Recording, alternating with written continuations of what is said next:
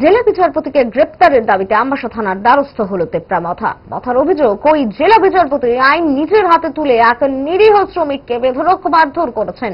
গত 19 মে রবিবার এই ঘটনাটি ঘটিয়েছেন বিচারপতি। বৃহস্পতিবার সেই বিচারককে গ্রেপ্তারের দাবি নিয়ে আমবাসা থানায় উপস্থিত হতে দেখা গেল মথার আমবাসা ব্লক কমিটির সদস্যদের।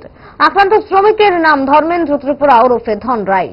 তাদের অভিযোগ, নিরীহ এই শ্রমিককে নিজের হাতে মারধর করার মাধ্যমে আইনের রক্ষক হয়ে নিজেই বেআইনি কাজ করেছেন।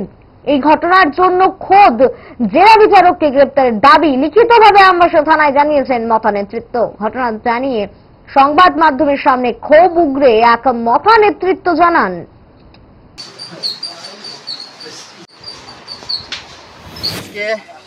আমবাসা ত্রিপুরা মথা উদ্যোগে আমরা আজকে আমবাসা থানাতে ডেপুটেশন দিতে বাধ্য হয়েছি। কারণ আমরা দেখতে পাই এবং শুনেছি গত 19 তারিখে রবিবার একজন আমাদের 47 আমবাসার এলাকার ডেইলি লেবার গরিব শ্রমিক ধর্মেন্দ্র ত্রিপুরা, এমনি ডাক নাম ধনরাই ত্রিপুরা, একজন আমাদের এই ডিস্ট্রিক্ট কোর্ট জাস্টিস মাননীয় গৌতম সরকার ধর্মেন্দ্র ত্রিপুরাকে নৃশংসভাবে আলু পাটারি মারপিট করেন।